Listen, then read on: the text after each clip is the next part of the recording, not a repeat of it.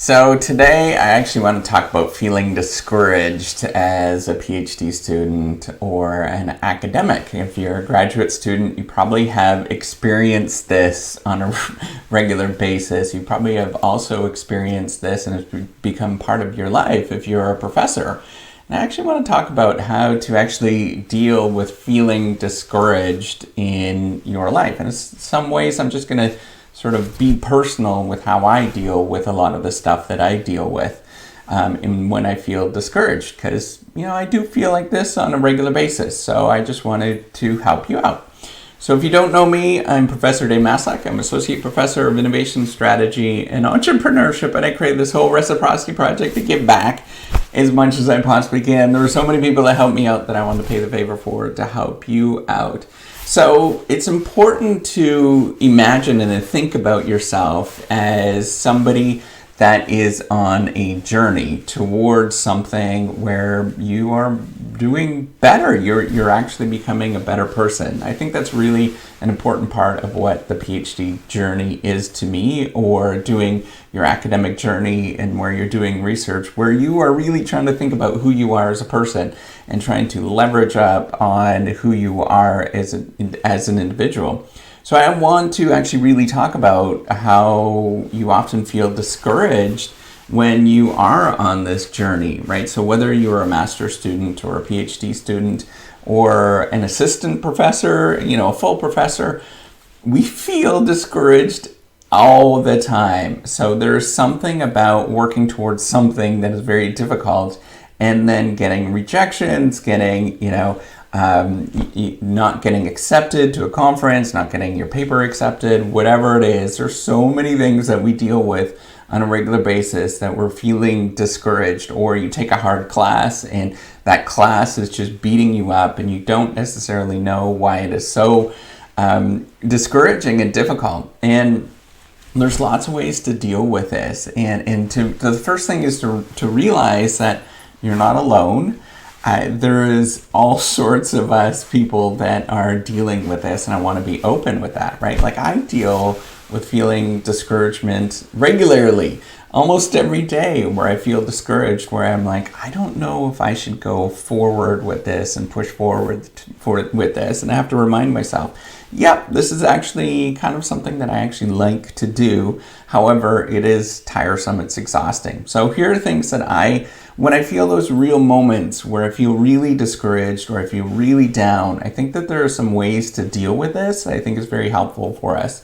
So the first thing that I will do, especially I remember doing this when I was a PhD student, because I was really frustrated with a lot of things, because there's this sort of thing that happens in the marketplace where you think that you're moving along pretty fast as an individual, but then when you go in the marketplace and you compare yourself with more people, or the competitive market is that you're just not where everybody else is. So you run into a lot of these barriers where you are pushing yourself and then you're just not as good as what everybody else is, or the perception is you're not as good as what everybody else is. So you feel very frustrated with the process. And so what I would do, this is really helpful on those days that are really tough and that you're really beat up, is to go for an exhausting workout.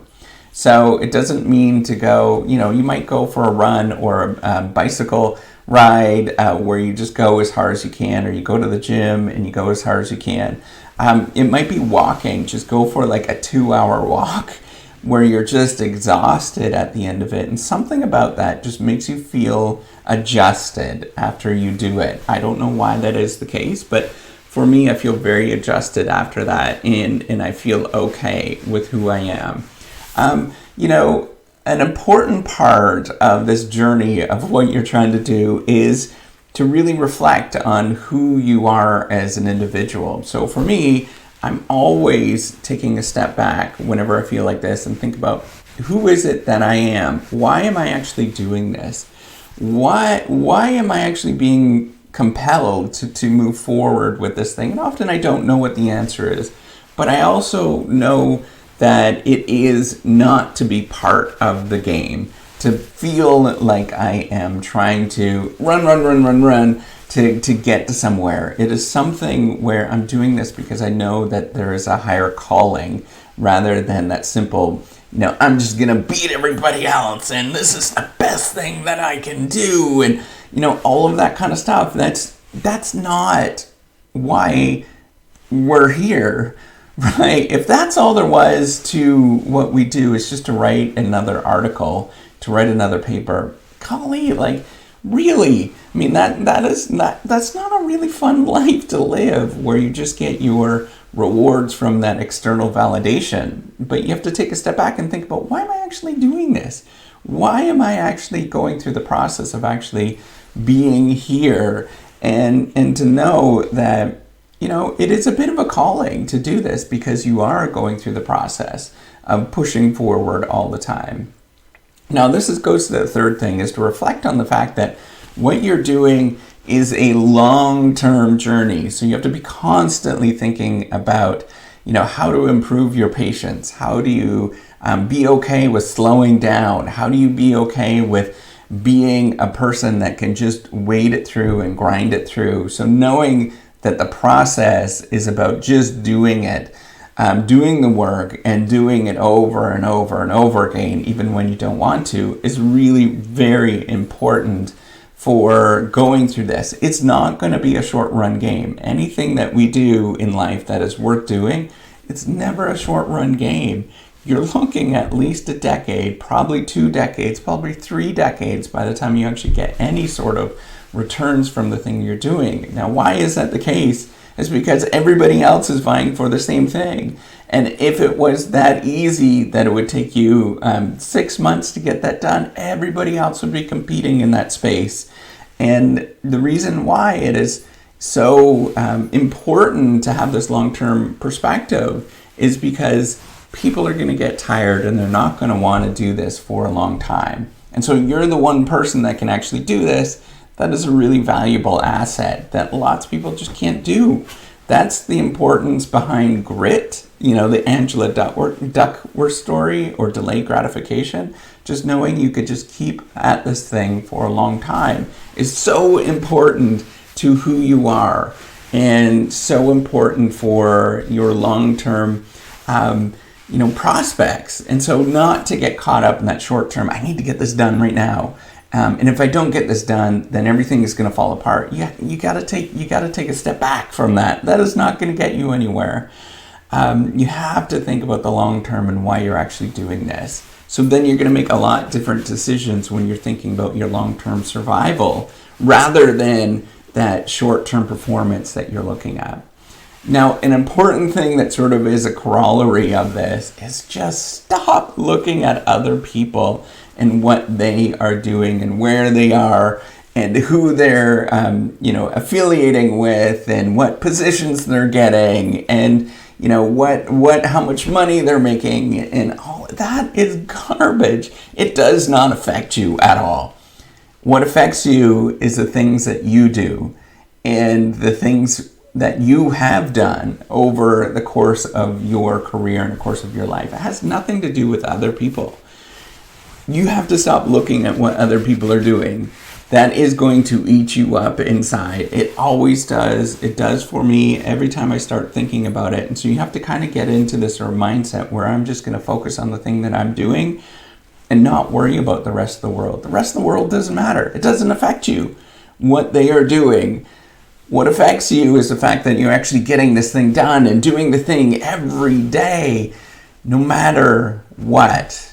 That's the important thing to actually accomplishing and not feeling discouraged with the thing that you're doing. Be at peace with who you are inside. Don't start looking at what other people are doing and feeling like I'm not there, I'm not who they are. That doesn't happen. You're not going to be like them. Unfortunately, you're not going to be like them. You're going to be yourself, and whoever you are is what you are. And you have to keep going with the resources, the assets that you have, and not wish for what other people, things that other people possess. An important thing, I think, for everybody is to have some higher calling or some purpose. I know that's really washy. I know it. But, that's the important things with belonging to whether it's a support group. So for me, a big part of my support group is my family. And knowing that I'm doing this for my family and for the greater good of who we are. But a lot of you might get that from being part of a religious organization, right? So a synagogue, a church, a mosque, whatever, where you feel like you have some belonging and you're grounded in those religious organizations.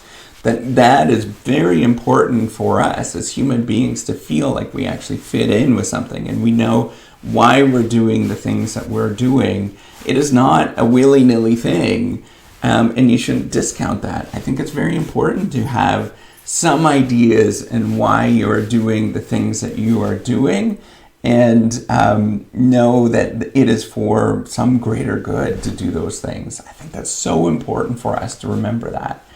And the last thing that I think is important that sort of grounds you, and it always gives me a little bit of peace, a little bit of sort of thankfulness, is to say thank you to all the people that are around you, to pause and reflect on the people that got you to where you are. It is not a solo endeavor of doing these things. You get to where you are and you become the person that you are today because many people have helped you along the way. And you have to recognize the fact that many people have helped you along the way. So what I want to say at this moment is thank you for following along on this project and being part of, this and knowing that there's people out there that I'm connecting with is a really special thing for me. So, and I'm never going to take that for granted because I know that there is other people out there that are feeling exactly like how I feel, because these are the things that I am and these are the things that I think about and I deal with. And to know that whether there's one person that's even sort of following along and paying attention, that matters to me.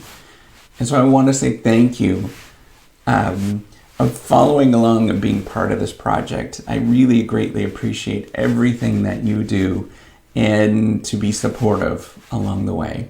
So with that, hopefully you don't feel discouraged now. You're really doing a good thing.